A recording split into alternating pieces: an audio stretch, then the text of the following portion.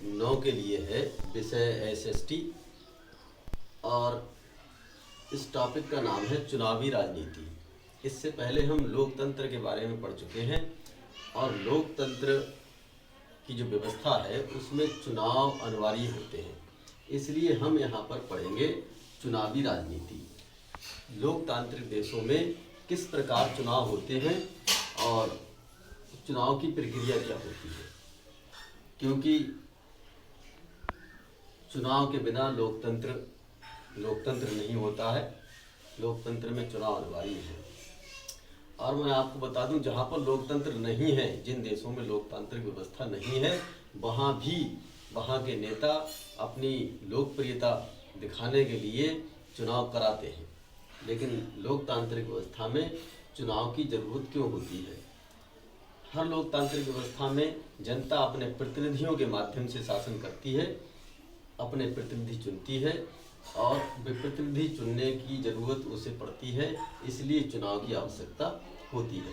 अब भारत में जो चुनाव की प्रणाली है, हमारी चुनाव प्रणाली, भारत की जो चुनाव प्रणाली है, संक्षिप्त रूप में मैं आपको इस वीडियो में बताना चाहता हूं कि भारत में किस प्रकार चुनाव होते हैं।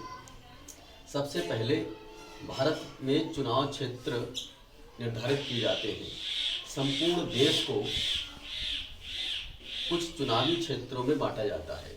जैसे लोकसभा का क्षेत्र, अगर विधानसभा के चुनाव हो रहे हैं तो विधानसभा क्षेत्र, तो पूरे देश को चुनावी क्षेत्रों में बांटा जाता है।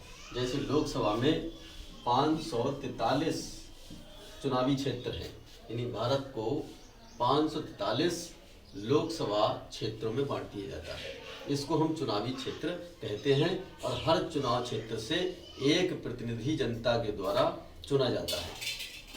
अब दूसरा आता है मतदाता सूची। मतदाता सूची से तात्पर्य है मतदाता जो वोट देने वाले व्यक्ति हैं उनकी एक सूची तैयार की जाती है। इसमें उन लोगों के नाम दर्ज होते हैं जिनकी आयु 18 वर्ष या उससे अधिक होती है।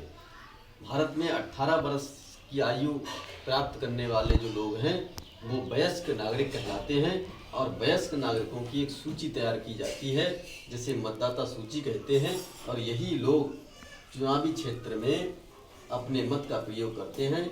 हर चुनाव क्षेत्र की अपनी अलग अलग मतदाता सूची होती है जिसे वोटर लिस्ट भी कहते हैं। इसके बाद तीसरी बात है उम्मीदवारों का नामांकन। अब हर पार्टी का उम्मीदवार या निर्दलीय उम्मीदवार ये हर एक चुनावी क्षेत्र से, किसी भी एक चुनावी क्षेत्र से अपना नामांकन कराता है, यानी अपना उम्मीदवारी का दावा ठोकता है। और इस उम्मीदवार के लिए कुछ योग्यताएं निर्धारित की गई हैं। अब वो ये संक्षिप्त में वो योग्यताएं हैं, उसकी आयु 25 वर्ष से कम ना हो, वो पागल दिवालिया ना हो, या वह सजा पाया हुआ ना हो, या फिर वह उस पर कोई अभियोग न चल रहा हो। इस प्रकार से उम्मीदवार जब योग्यताओं पर खरा उतरता है तब उसका नामांकन स्वीकार किया जाता है और उसके बाद वो अपने चुनाव अभियान में लग जाता है, चुनाव प्रचार करता है। चुनाव प्रचार में वो जनता से तमाम प्रकार के वादे करता है, जनता को ये दिखाता है कि मैं सामने वाले दूसरे अपने प्रतिनिधि जो प्रतिद्वंदी हैं उनसे श्रेष्ठ हूँ, और वो चुनाव प्रचार के माध्यम से अपना चुनाव अभियान छेड़ता है और चुनाव में विजय हासिल करने की कोशिश करता है। इसके बाद मतदान की तिथि जो भी चुनाव आयोग के द्वारा घोषित की जाती है, उस दिन मतदान की प्रक्रिया पूरी होती है। जिन लोगों का मतदाता सूची में नाम होता है वो व्यक्ति मतदान करते हैं, वोट डालते हैं और फिर एक निर्धारित दिनों के बाद या निर्धारित तिथि में मतगणना की जाती है, यानी वोटों की गिनती की जाती है। चाहे वो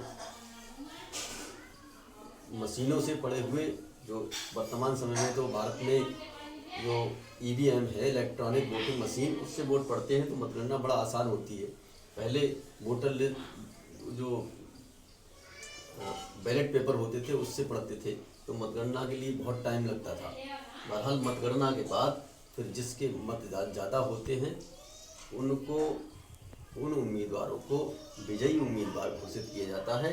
इस प्रकार मैंने आपको भारत की पूरी चुनावी प्रणाली संक्षिप्त में बताई और यहीं पर हम इस टॉपिक को समाप्त करते हैं।